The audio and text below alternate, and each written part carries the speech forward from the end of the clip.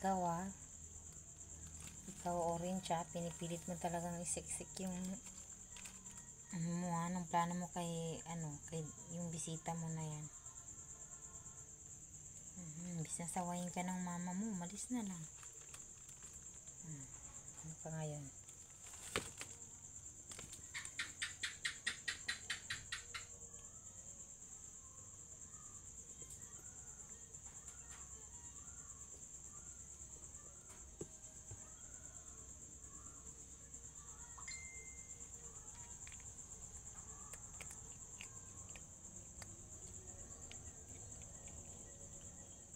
Tingnan niyo man ang katabaan niyo, parang nanay na nga bata pa pero parang nanay na, grabe kumain. So pag-iinteresan niya pa yung 2 piraso na feeds ni Payat.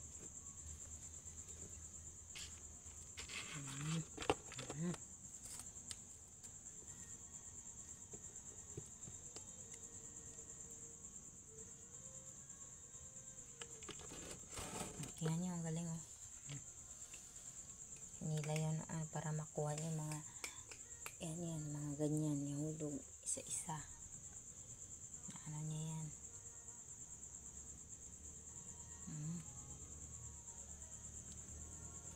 May isa hindi pa nga nakainom, binigyan ko ng tubig, hindi niya nga magalaw kasi nagtatago dahil naaway nitong taba.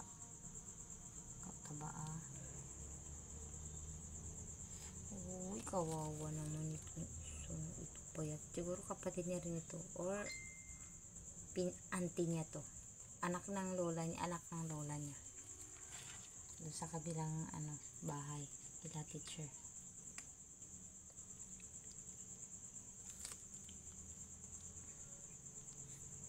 Ito yung dating may sour eyes na tulala lagi. Tapos nakatingin dyan sa harap ng bahay. Ngayon ang sigla-sigla na.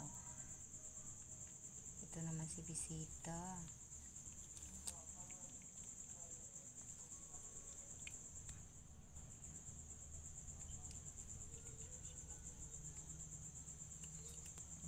I-end natin itong ating video. Kasi ito talaga, hindi ito maubusan ng kakulitan ito. Ito pa, ikaw matatalo ka dyan. Wala, hindi yan natutulog. Kulit ng kulit kung saan.